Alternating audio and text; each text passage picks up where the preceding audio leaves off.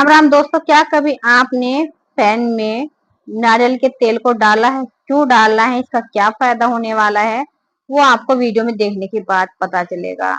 और भी कई सारी ऐसी टिप्स आपके साथ शेयर करने जा रही हूँ जिनकी जरूरत आपको डेली लाइफ में पड़ती ही पड़ती है। आपका काम आसान हो जाता है, समय बचता है और आपकी शेविंग भी होती है, यानी कि मनी शेविंग आप कर पाते हैं।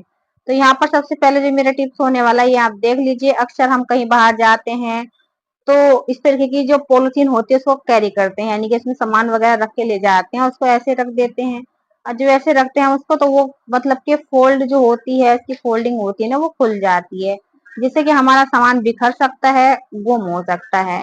अब देखिए इसको फोल्ड कैसे करना है। अगर आप इसे कहीं पे रखा छोड़ रहे हैं तो आपको देखिए इसे फोल्ड कैसे करना है, मैं आपको बताती हूँ।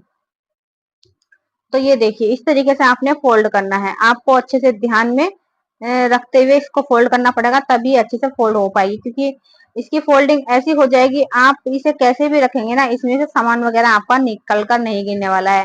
क्योंकि जो इसका ये माउथ वाला पार्ट है बिल्कुल भी ओपन नहीं होगा, खुलेगा ही नहीं। ये देखिए मैं आपको उल्टा भी करके दिखा दे रही हूँ, इसमें से सामान एक भी नीचे निकल के नहीं गिरा है। तो जब भी आप रखें कहीं पोलोथीन को, चाहे अपने बैग में रखें या फिर ऐसे ही रखें, इस तरीके से क्लोज करके रखें, आपका सामान कभी गुम नहीं होगा।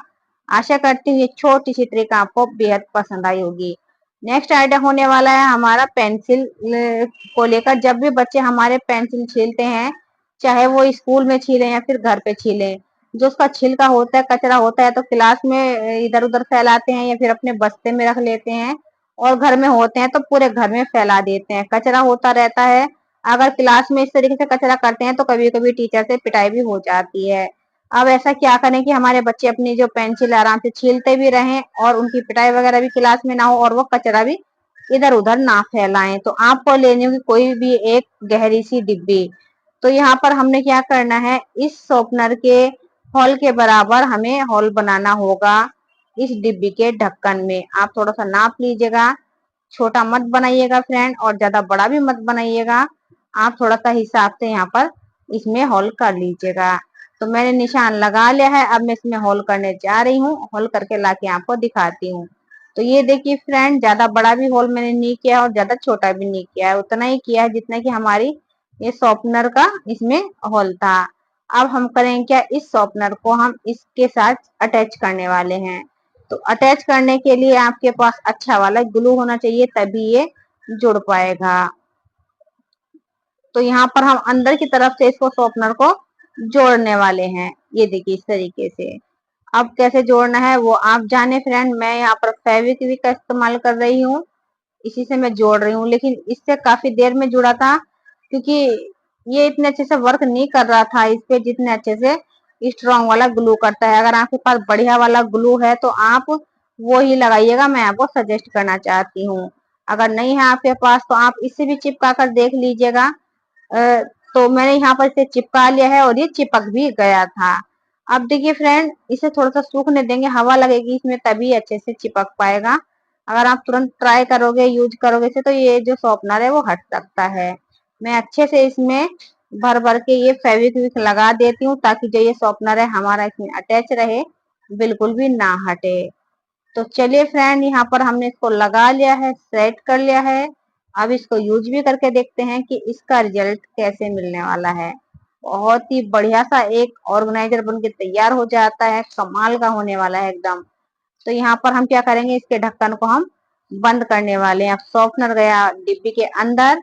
अब हम छील के दिखाएंगे आपको पेंसिल।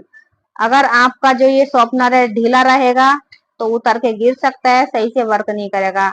इसीलिए आपको बोल रही हूँ कि अच्छे से इसे फिक्स करना है, बिल्कुल भी हिलना नहीं चाहिए शॉर्पनर हमारा। अब देखिए हम पेंसिल को इसके अंदर डालेंगे इस तरीके से और पेंसिल को छीलेंगे। तो पेंसिल को आप कितनी भी बार छीलिएगा, जितनी बार भी छीलेंगे उतनी बार जो इसका छिलका होगा वो सारा का सारा इसी डिब्बे के अंदर इकट्ठा होता रहेगा। ना कि इधर उधर आपको फेंकना पड़ेगा, ना ही ये बैग वगैरह में फैलेगा, ना ही क्लास में और ना ही आपके घर में। ये देखिए, और जब ये डिब्बे भर जाए तो इसका जो कचरा है, छिलका है, वो निकाल कर फेंक दीजिए। फिर दोबारा से आप इसे यूज कर लीजिए। तो है ना कमाल का आइडिया फ्रेंड, ट्राई करके देखिएगा। अब यहाँ पर आज मैं लेके आ गई इस पंखे को। इस पंखे की करनी थी मुझे डीप क्लीनिंग। और इतना गंदा हो रखा था ये कि मुझे समझ नहीं आया था इसको कैसे क्लीन मैं करूं। तो यहाँ पर देखिए फ्रेंड, मैं आपको दिखाने की कोशिश भी कर रही हूँ कि इसमें कितनी ज्यादा डस्ट जमी हुई है। ये देखिए मेरे हाथ पे कितना सारा डस्ट यहाँ पर आ रही है, आप खुद भी देख पा रहे होंगे। अब इसको क्लीन करने के लिए हम चाहिए होगा एक ब्रश। तो मेरे पास ये हेयर डाई लगाने वाला ब्रश रखा हुआ था, यही मैंने ले लिया था। यकीन मानिए फ्रेंड, पंखे को इतने अच्छे से ये क्लीन कर रहा था कि मैं बहुत ज्यादा मतलब कि खुश हो गई थी कि मतलब मुझे बहुत ही कम मेहनत करनी पड़ी थी। और जो हमारे पंखे के वायर थे, तार थे, ये जाल था, ये बहुत ही अच्छे से क्लीन हो जा रहा था, क्योंकि थोड़ा सा हार्ड होते हैं इसके ब्रश।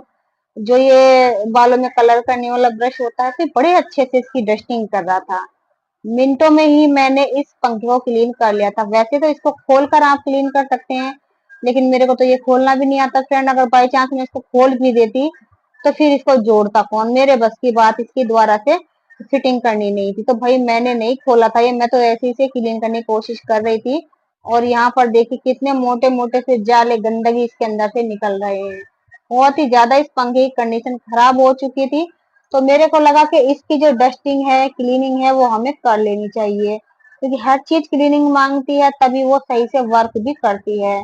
तो इस तरीके से देखिए हमने अच्छे से इसकी क्लीनिंग कर ली है। अब मैं इसको पोंछ देती हूँ।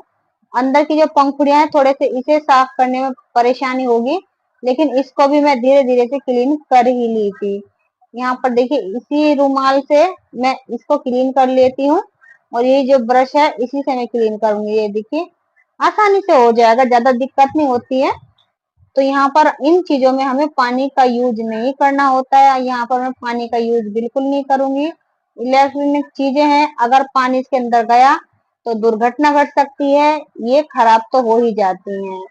तो क्यों इतनी टेंशन पालनी फ्रेंड, जब हम अच्छे से इसको वैसे ही क्लीन कर पाएंगे बिना पानी के ही। तो हम इतना रिस्क क्यों ले, मैं रिस्क नहीं लेती हूँ किसी भी चीज का।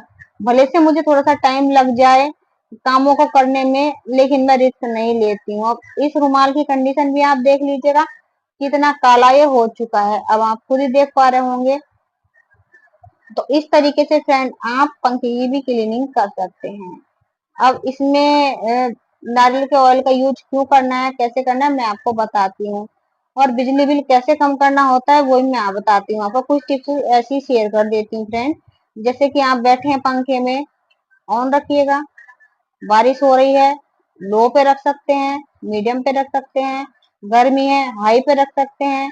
और जब आप पंखे के आगे नहीं बैठे हैं तो इसको बिल्कुल स्टॉप कर दीजिएगा।